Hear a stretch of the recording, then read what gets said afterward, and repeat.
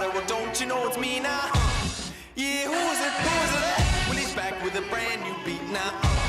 Yeah, doing it. Hey, yeah. Try to buy my style. Hey, yeah. How you like me now? Na.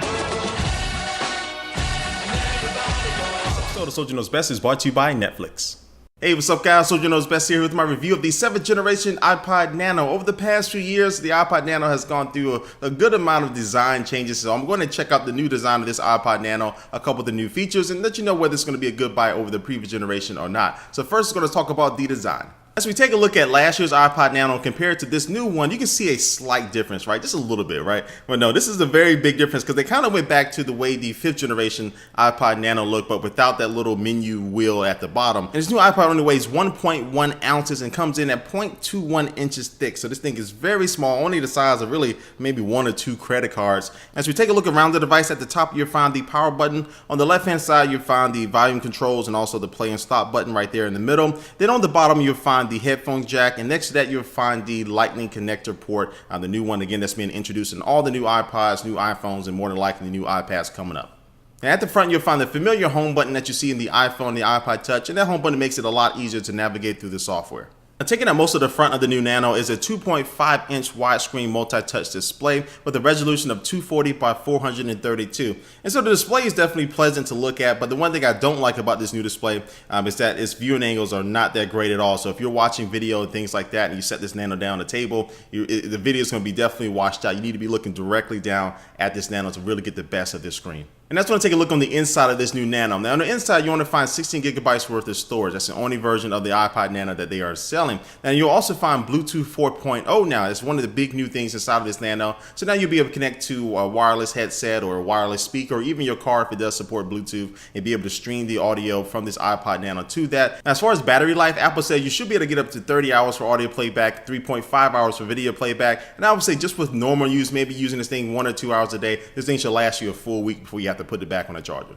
So overall, I think with this new design and the hardware, Apple is able to combine what they've done with the past 2 generations of the iPod Nano and really make it into this ultimate little small portable device. And especially by adding the home button and Bluetooth 4.0, I think the hardware definitely took a bump up. And I would say that, again, part of me kind of still favors the previous generation because it was wearable, has a little clip. You can attach it on your shirt if you get ready to go work out or just walk around or something like that. And it was really compact. Plus, you can wear it as a watch. But I would say with this new design, it definitely is going to be favoring people who want to watch video on the go. And this thing is so thin you can just put it anywhere.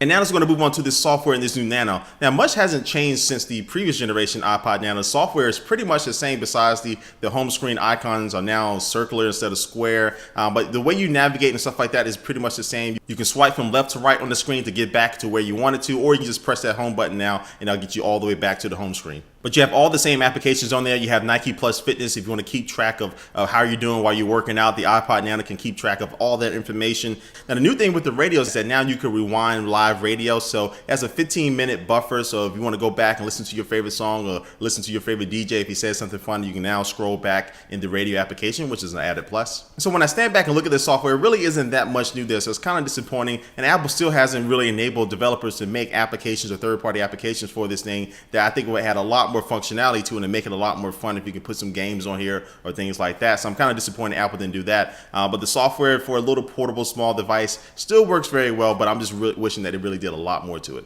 Alright guys, well I'm about to wrap up my review of this new Nano, so what do I really think? Well, first off, I'm going to say that this is not a necessary upgrade from the previous generation. If you have that previous generation, you're definitely probably liking the ability to be able to wear it. It's definitely a little bit more compact. You can even use it as a watch. But the big deciding factor to probably whether you're upgrade or not is going to be that Bluetooth 4.0. That is a very nice ability to have, to be able to sync it with some wireless headphones or wireless speaker. And again, you can sync it up with your car if you wanted to. Now, I do like this 2.5-inch display. It's definitely nice for watching video, but I don't like the viewing angles on it, especially after using an iPhone 5 or an iPod Touch with the Retina displays. To go to this display, it just seems kind of really washed out in some cases. And the inability to be able to download third-party apps for this thing, which really could just bump up the potential of this Nano, is definitely a negative, and I wish Apple will probably change that. Hopefully they would change that here in the near future. But for its size, it's really the best device out there if you want to be doing video and audio, and this thing is just so small. Again, it fits everywhere. This is going to be the best device hardware, spec-wise, and performance-wise out there that you can get. And so this iPod Nano Nano costs $149 and it comes in about 8 different colors, so you have a good amount of colors to choose from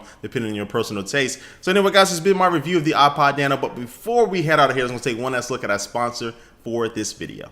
Today's sponsor is Netflix, and if you didn't know, Netflix can stream movies and TV shows to your TV set, your computer, your cell phone, your tablet via the Netflix application. It's also available on the Xbox 360, the PlayStation, Nintendo Wii. Almost everything now has a Netflix app for you to be able to watch all the TV shows and movies that you want to anytime that you want to. So if you want to go ahead and try out Netflix, you can go to netflix.com/soldier and get your free trial membership. Again, that's netflix.com/soldier.